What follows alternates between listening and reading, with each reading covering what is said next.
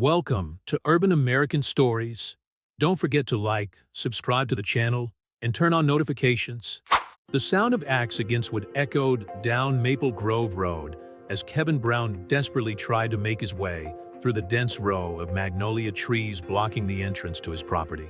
Beads of sweat trickled down his face as he watched in frustration at the minimal progress made after an hour's work. The trees, strategically planted during his business trip to Seattle, now formed an impenetrable barrier preventing him from accessing his own home in Rosewood Hills, an exclusive suburb of Charlotte, North Carolina. Mr. Brown, you are in violation of HOA Code 7.3. Michelle Davis's authoritative voice cut through the morning air like a razor. The president of the Homeowners Association approached at a steady pace, her high heels setting an irritating rhythm against the asphalt. Her impeccable red blazer and perfectly groomed blonde hair contrasted with the disheveled state of Kevin, who had slept in the car the night before. Michelle, these trees didn't exist 2 weeks ago when I traveled. You don't have the authority to block my property, Kevin replied, gripping the axe tighter. At 42, after 2 decades of building his career as an architect, he had never imagined finding himself in such an absurd situation. We have full authority over community landscaping, and these magnolias are part of the new neighborhood beautification project, Michelle declared, pulling out her phone to photograph Kevin. And now you're vandalizing association property? That will result in a substantial fine. The tension between Kevin and the Rosewood Hills HOA had been escalating for months, ever since he refused to paint his house the specific shade of beige approved by the association. As an architect specializing in sustainable design, Kevin had opted for a special paint that reduced heat absorption, saving energy. The color, a soft shade of sage green, had provoked the ire of Michelle, who began a veritable crusade against him. Ms. Davis, a calm voice interrupted the discussion. Alexander Martinez, a lawyer who lived 2 houses down, approached with a tablet in hand. I believe that blocking access to a resident's property is illegal, regardless of HOA regulations. Michelle turned to face Alexandra, her face reddening slightly. This is an internal association matter, Ms. Martinez. Your interference is not welcome. As a member of the HOA board and an attorney specializing in real estate law, I disagree, Alexandra replied, maintaining her professional tone. What I'm seeing here is a clear violation of Mr. Brown's property rights. Kevin watched the exchange between the 2 women, feeling a twinge of hope for the first time in days. Alexandra had always been a dissenting voice on the HOA board, often questioning Michelle's authoritarian decisions. Besides, Alexandra continued, swiping her finger across the tablet screen, I can't find any meeting minutes approving this landscaping project. And according to our own bylaws, any significant modification of the common space requires board approval and prior notification to residents. A small group of neighbors began to form, attracted by the discussion. Patricia Wilson, a 70-year-old woman who had lived in the community since its foundation, approached leaning on her cane. Michelle, dear, those magnolias won't survive here, Patricia commented, examining the trees with a knowing eye. Not in this climate, not in this soil. I'm a retired landscaper, and I can guarantee that these trees will die in a matter of months. Michelle adjusted her blazer, visibly uncomfortable with the growing opposition. The association has hired experts. What experts? Alexandra interrupted. Because I can't find any record of hiring or paying for landscaping services in the last 3 months either. The sound of a siren cut off the discussion. A Charlotte police car parked smoothly by the curb. Officer Richard Cooper, a middle-aged black man with a serious expression, stepped out of the vehicle. We receive a call about vandalism, he announced, observing the scene with experienced eyes. That's right, officer, Michelle chimed in. Mr. Brown is destroying HOA property. Actually, Officer Cooper, Alexander interjected, we're looking at a case of illegal obstruction of private property. I have all the documentation here showing that these trees were planted without proper authorization, specifically to prevent Mr. Brown from accessing his residence. Officer Cooper spent the next few minutes examining the documentation on Alexander's tablet and listening to the different sides of the story. Kevin remained silent, exhausted after sleepless nights and accumulated frustration. Ms. Davis, the officer finally spoke up. Based on what I'm seeing, the HOA did not have the authority to block access to Mr. Brown's property. I'm going to need you to arrange for the immediate removal of these trees. That's absurd, Michelle protested. I'll contact our lawyers. You do that, Alexander replied calmly.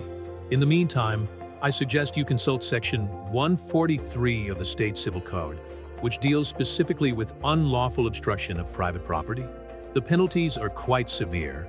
As Michelle walked away, angrily muttering into the phone, Kevin felt a hand on his shoulder. It was Patricia. Don't worry, dear. The lady smiled gently. Michelle Davis isn't the first authoritarian president this HOA has ever had, and she probably won't be the last.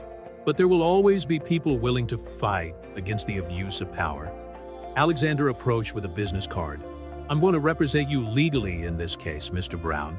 It's been a long time coming that we need to set clear boundaries for the HOA's authority in Rosewood Hills. Kevin watched the magnolias slowly dying, their leaves already beginning to turn yellow under Charlotte's inclement sun. Somehow, those trees had become a symbol of something greater, the struggle between individual right and the abuse of power, between reason and arbitrariness. A struggle that he now realized he was not alone in facing. A week after the Magnolia incident, Kevin found himself sitting in Alexander Martinez's office, examining a pile of documents that revealed a disturbing pattern. It wasn't just him who was in Michelle Davis's crosshairs. There had been dozens of complaints filed against the HOA's management over the past 18 months. Look at this. Alexander slid a folder across the mahogany desk. Rachel Anderson, fined $5,000 for installing solar panels without approval, even though she had all the necessary paperwork. Marcus Thompson, threatened with eviction for planting a vegetable garden in the backyard. In here, she pointed to another file. The Jenkins were sued for painting the front door crimson red instead of the approved colonial red. Kevin ran a hand through his gray hair, trying to process the magnitude of the situation. How did she get so much power? Local politics and fear, Alexander replied, adjusting her black-framed glasses. Michelle arrived 3 years ago, buying the largest property in Rosewood Hills. Within 6 months, she was on the council. Within a year, president. She has connections with developers and, apparently, bigger plans for our neighborhood. Kevin's phone vibrated. It was a new notice from the HOA. Now she's fining me for improper maintenance of front landscaping. The trees she planted herself. Alexandra smiled sideways, a determined glint in her dark eyes. Actually, that might be useful. Each new violation is building our case on abuse of authority. A knock on the door interrupted the conversation. Patricia Wilson entered, leaning on her cane, carrying an old folder. Sorry I'm late, dears. I was looking for this in my files. The retired landscaper spread out old photographs on the table. Rosewood Hills, 1985. I was part of the original committee that planned the landscaping of the neighborhood. Every tree, every shrub was chosen considering the soil and the local climate. Kevin looked at the photos, noticing how the neighborhood had changed. Why is that important now? Because Patricia pointed to a yellow document. The original zoning plan included specific clauses about environmental preservation and access to properties. Clauses that were incorporated into the master deed of the subdivision. Alexander picked up the document, her eyes running quickly over the legal text. This is gold, Patricia. Michelle can't just ignore restrictions that are recorded in the master deed. There's more, Patricia continued. Last night I had an interesting visitor, Robert Chen, from the Urban Planning Department. Apparently, there have been a number of recent requests to rezone residential areas in Rosewood Hills for commercial use. Kevin and Alexandra exchanged glances. The developers, they said in unison. Exactly, Patricia nodded. Michelle isn't just exercising power for power's sake. She's systematically trying to devalue certain properties, forcing residents to sell. The sound of footsteps in the hallway silenced the three of them. Through the ajar door, they saw Michelle Davis walk past, talking quietly to a man in an expensive suit. Maxwell Crawford, Alexander murmured. Corporate lawyer, specializing in real estate development. Kevin felt his stomach turn. So that's it. She's trying to kick us out so that some commercial enterprise can take our place. Not so fast, Alexander smiled, picking up her phone. Remember Officer Cooper? He has a brother in the Financial Investigation Department. I think it's time to take a closer look at the finances of our beloved HOA. Patricia laughed softly. You know, in 40 years of living here, I've seen a lot of people like Michelle Davis come and go. They always make the same mistake. They underestimate the power of a united community. We need hard evidence, Kevin mused. Something that connects Michelle directly to the developers. Leave it to me, Alexander began typing on her computer. I have a contact at the land registry who can trace all the transactions related to Rosewood Hills over the last 3 years. If there's a pattern, a new notice arrived on Kevin's cell phone. Yet another fine, this time for disturbing the peace due to the unauthorized gathering on his property the day before. She's getting desperate, Alexander observed. The more pressure she feels, the more mistakes she makes. Patricia stood up slowly. I'm going to organize an afternoon tea next Sunday. Invite all the neighbors affected by Michelle's actions. It's time to share stories and build a united front. Kevin watched through the window as Michelle and Maxwell got into a black Lexus. How can she sleep at night, destroying people's lives like that? People like Michelle don't see lies, only numbers, Alexander replied, still typing. But numbers can be used against them. Every unfair fine, every documented harassment, every violation of rights, it all tells our story. The afternoon sun cast long shadows through the office windows as the three continued their work, determined to unravel the conspiracy that threatened their home. In Rosewood Hills, a battle bigger than Magnolia's was just beginning, and Kevin Brown, the architect who only wanted a sustainable home, found himself at the center of a fight for the future of an entire community. The event that Patricia Wilson called Afternoon Tea turned into a historic gathering for Rosewood Hills. More than 50 residents crowded into the large back garden of her Victorian home, sharing not only cookies and drinks, but years of accumulated frustration with Michelle Davis's administration. She fined me for having a purple swing for my daughter with autism, shared Susan Collins, a night shift nurse. Apparently, purple is not on the approved palette for children's equipment. I got a warning for allowing my son to sell lemonade on the sidewalk, added Michael Rodriguez, a high school math teacher. Michelle said it was an unauthorized commercial activity in a residential area. Alexander Martinez and Kevin Brown recorded each story, building a mosaic of abuse that extended far beyond the dead magnolias. In the center of the garden, projected onto a makeshift screen, a digital map showed the properties that had been sold in the last 3 years, all marked in red. Look at the pattern, Alexander pointed to the map. Each property sold under pressure from the HOA was acquired by different shell companies, but all connected to the same corporate group, Crawford Development Group.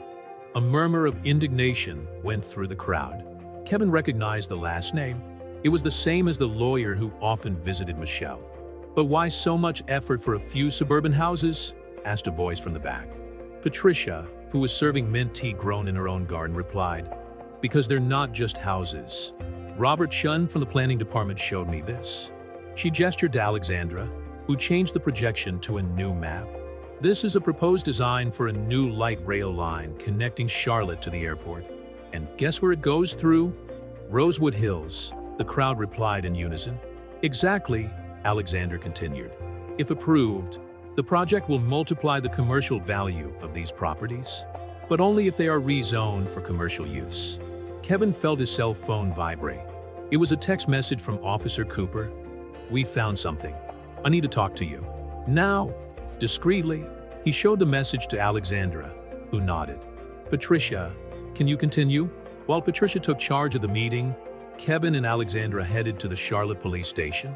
Officer Cooper was waiting for them with his brother, David Cooper, from the Financial Investigation Department. You're not going to believe what we found, David began, spreading out documents on his desk. Michelle Davis isn't just the president of the HOA. She's a minority shareholder in Crawford Development Group through a series of offshore companies. That explains a lot, Alexander muttered, examining the documents. But we need more, something to prove that she's deliberately harming residents to force sales. How about this? David slid a USB stick across the table. Emails between Michelle and Maxwell Crawford discussing strategies to encourage voluntary relocations through calculated administrative pressure. Kevin felt his heart race. That's perfect. We can. The sound of breaking glass interrupted his speech. Through the police station window, they saw smoke rising from the direction of Rosewood Hills. My God, Alexander paled. The meeting, the chaos they encountered on their return, was surreal. Patricia's garden was covered in fire extinguisher foam. Firemen were checking the damage caused by a small fire that had started mysteriously near where the documents were being displayed. Fortunately, no one was hurt, Patricia reported, her voice shaking slightly. But we lost some important documents. Not all of them, Susan Collins approached, holding up her phone. I recorded everything. Every statement, every slide. I sent it to the cloud before the fire started. Alexander smiled. Michelle is getting careless. A convenient fire during a residence meeting? That'll attract exactly the kind of attention she doesn't want. I've already called forensics, Officer Cooper reported. If this was deliberate, we'll find out. Kevin was watching the firefighters at work when he noticed Michelle Davis standing across the street, observing the scene with an almost imperceptible smile. Their gazes met for a moment, and he saw something in her eyes that he had never noticed before. Fear. She's scared, Alexander commented, following his gaze. And frightened people make mistakes. Patricia, wiping soot from her glasses, added, You know what worries me most? If she's willing to go this far to silence us, what else would she do? The answer would come sooner than they expected. As the firefighters left and the residents began to disperse, Kevin received a new notification on his phone. It was no longer a fine or warning. It was an immediate eviction notice, citing criminal activity and threat to the safety of the community. Does she really think she can kick us out like that? Kevin questioned, showing Alexander the notice. No, she knows she can't, Alexander replied thoughtfully. This is desperation. She's tried to intimidate us before we can use the evidence we have. The sun was setting over Rosewood Hills, casting long shadows over Patricia's scorched garden. Somewhere in the city, Michelle Davis was probably meeting with her lawyers, planning her next move. But for the first time since this whole story had begun, Kevin felt they had a real chance of victory. Tomorrow, Alexander announced to the small group that remained, we file a lawsuit, not just against Michelle and the HOA, but against Crawford Development Group. We're going to expose everything. Patricia, still resilient despite the attack on her beloved garden, smiled. You know what they say about planting trees in the wrong place? They end up dying, just like schemes based on lies. 2 days after the fire in Patricia's garden, the Rosewood Hills community woke up to the sound of sirens. 3 police cars were parked in front of Michelle Davis's home, where FBI agents were conducting a meticulously planned operation. Kevin was watching the scene from his balcony when Alexander arrived, carrying a thick briefcase. The evidence David Cooper found was just the tip of the iceberg, she explained, gesturing toward Michelle's mansion. The scheme is much bigger than we imagined. Special Agent Marcus Rivera, a middle-aged man with piercing eyes, approached them. Mr. Brown, Ms. Martinez, thank you for your cooperation. The information you provided helped us connect several dots in a federal investigation that had been going on for months. Federal investigation? Kevin asked, surprised. Crawford Development Group is involved in a national money laundering scheme through neighborhood associations, Rivera explained.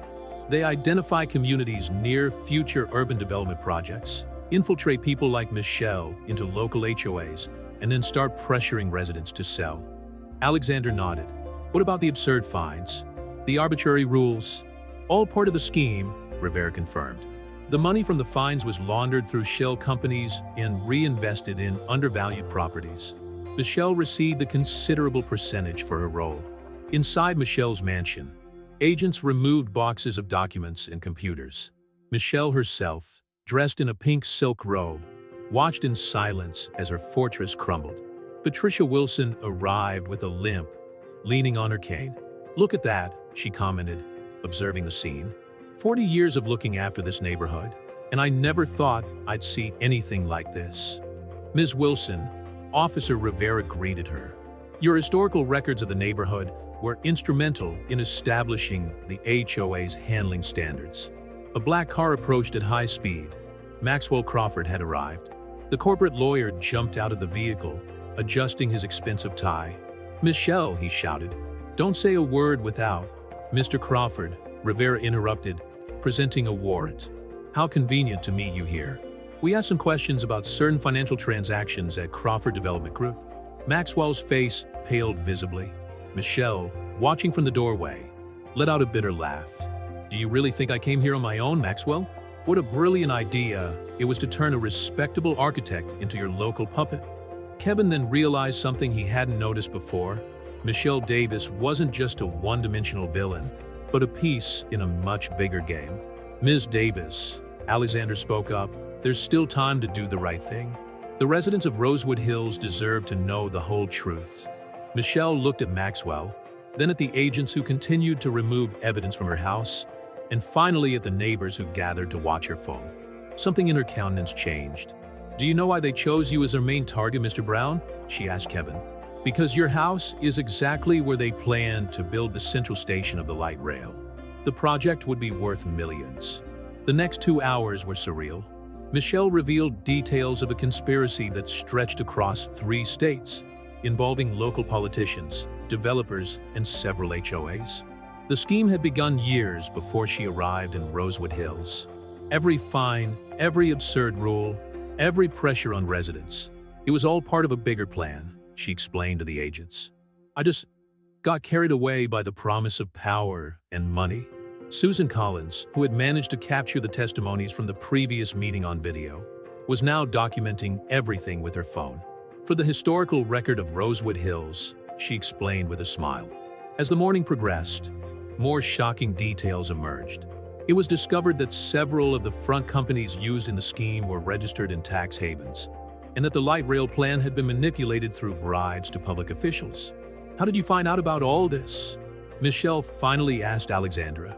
"You yourself gave us the clues," the lawyer replied. "Every time you pushed too hard, every badly forged document, every desperate action, you left a trail.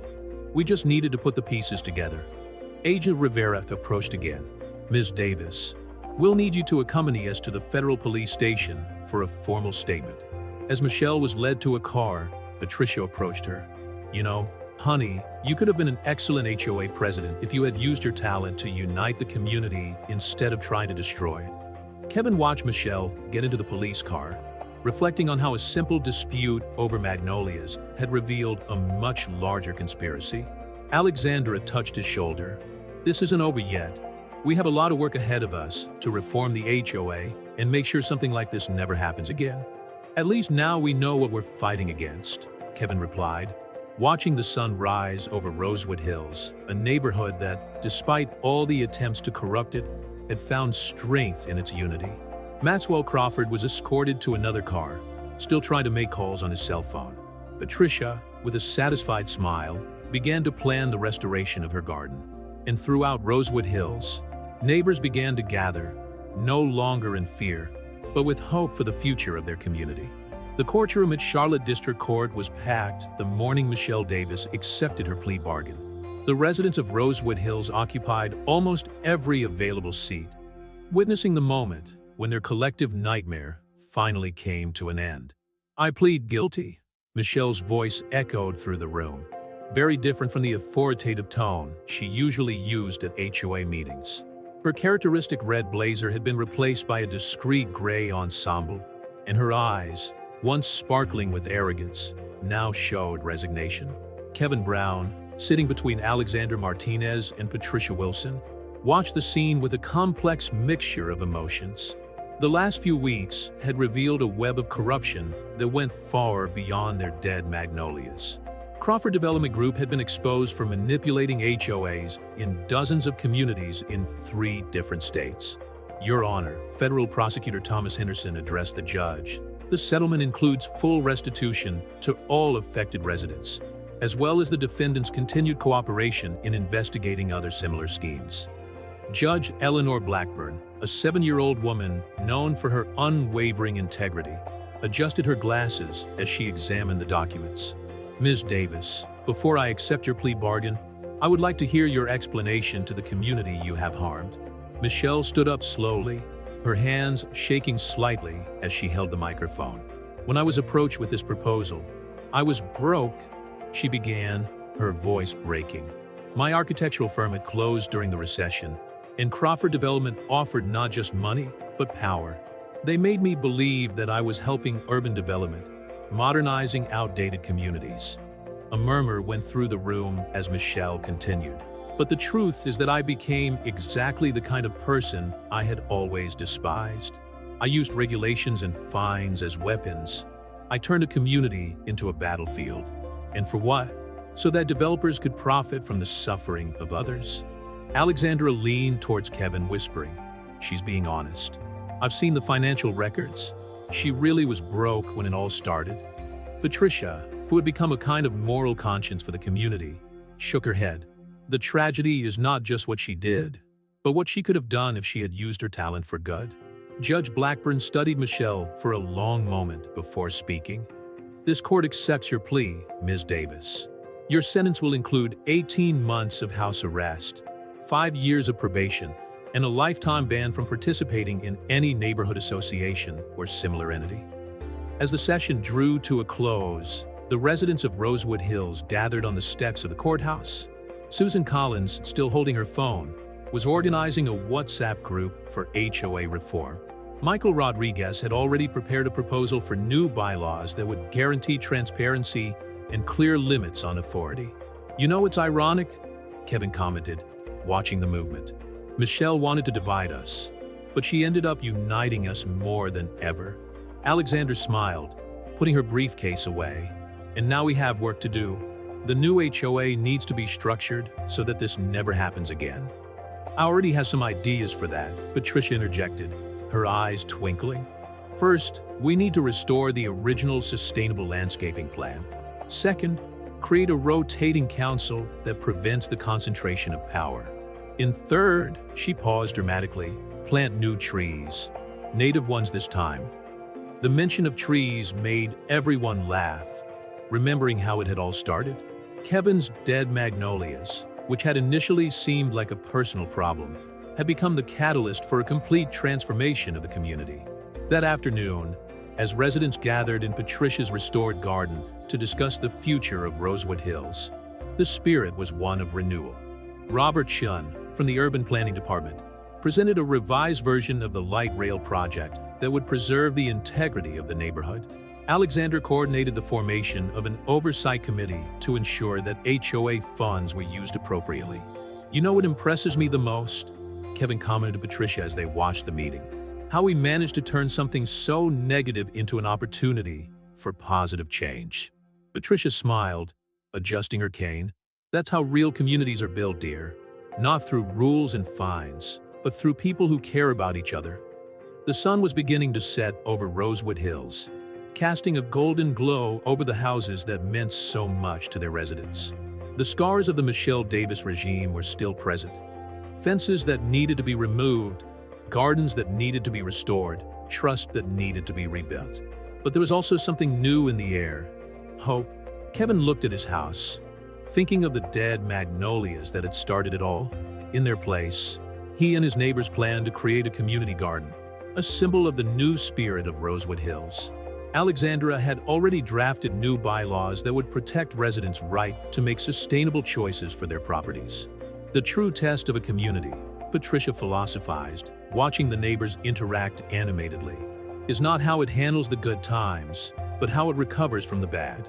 And so, as the day drew to a close in Rosewood Hills, a new era began. An era built not on fear and coercion, but on the principles of mutual respect, sustainability, and true community. The magnolias may have died, but the seeds of something much more valuable have been planted in their place.